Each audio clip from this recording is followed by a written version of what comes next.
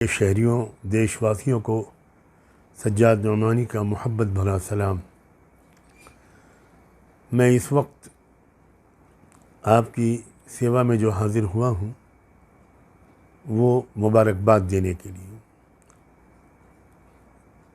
3 phases का जो election हुआ है उसमें वोट देने का जो पैटर्न सामने आया है उससे एक बात समझ में आती है कि हमारे मुल्क में आम वोटरों की समझदारी बहुत बढ़ गई है। आम वोटर अब अच्छी तरह मैच्योर हो चुके हैं।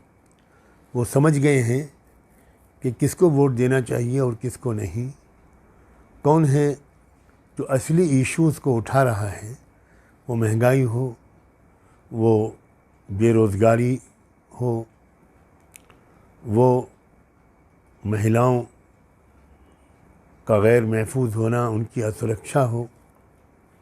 इस तरह के जो हकीकी मसाइल हैं, देश की सरहदों की हिफाजत हो, इन इश्यूज़ को सामने रख कर अब वोट डालने का रिवाज बढ़ गया।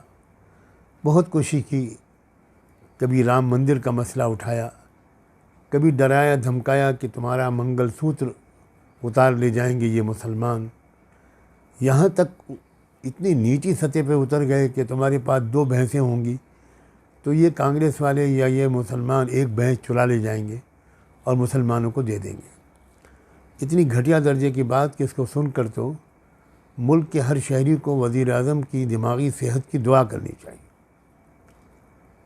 मुझे नहीं लगता कि वो मेडिकली पूरी तरह फिट हैं।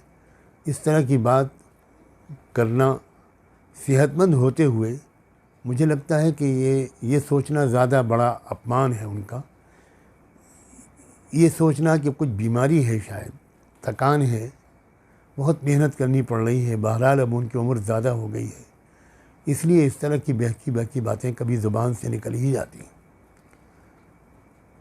आप अब जो बकिया फेज़ बाकी हैं उसमें आप वोट डालने जाएं तो आप मुल्क के असली मसाइल ही को जहन में रखें। रोज़गार को, बेरोज़गारी को, महंगाई को, औरतों के साथ जो कुछ हो रहा है, महिलाओं के साथ, ख़ास तौर पर वो जो वीडियो जो सामने आए हैं, तकरीबन 3000 औरतों के साथ जो बेहुदा शैतानी हरकतें की गई हैं, जो उनके साथ ज़बरदस्ती की गई है, उसके बाद तो मैं मुल्क के तमाम इंसानी भाइयों से, तमाम वोटरों से और ख़ास तौर पर अपनी बहनों और बेटियों से ये कहता हूँ कि भरपूर ताकत के साथ आप देश की सरकार को बदलिए। बहुत हो गया, इनफ इज़ इनफ। अब मज़ीद मौका नहीं देना चाहिए।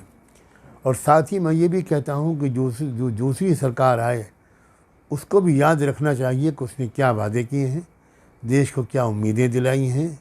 झूठ न बोले, धोखा न दे, मुल्क के आवाम के साथ खिलवाड़ न करे। वो भी ख्याल रखे इस बात पर कि उसको भी संविधान पर अमल करना है, दस्तूर पर अमल करना है और बेरोज़गारी को दूर करना है, महंगाई को कम करना है और आम लोगों के जो डेली इश्यूज़ और चैलेंजेस हैं, जो रोज़ाना की समस्याएं हैं, उन पर ध्यान देना है।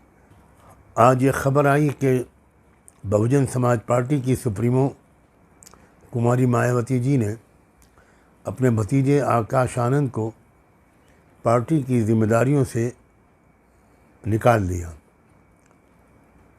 मुझे ये ख़बर जानकर अफसोस हुआ, क्योंकि मैं आकाश आनंद के बारे में ज़्यादा तो नहीं जानता। थोड़ा बहुत जो मैंने 2-1 तकरीरें या उसका कुछ हिस्सा मैंने सुना था, उससे मुझे ऐसा लग रहा था कि अम्बेडकराई जो ख़यालात हैं उस सिलसिले में आकाश आनंद बहुत पुख्ता हैं, बहुत वोकल हैं और बहुत साफ़ लफ्ज़ों में दबे कुचले शेड्यूल कास्ट के लोग, OBC, पिछड़े हुए लोग, अल्पसंख्यक, उन सब की आवाज़ वो उठाते हैं, अक़लियतों की आवाज़ भी उठाते हैं। मुझे नहीं मालूम कि उनको किस जुर्म की सज़ा दी गई है, लेकिन मैं अपना हक़ और फ़र्ज़ समझकर, मेरा काशीराम जी से बहुत अच्छा ताल्लुक़ था और अम्बेडकराइट मूवमेंट के भी बहुत से पहलुओं की मैं कदर करता हूँ।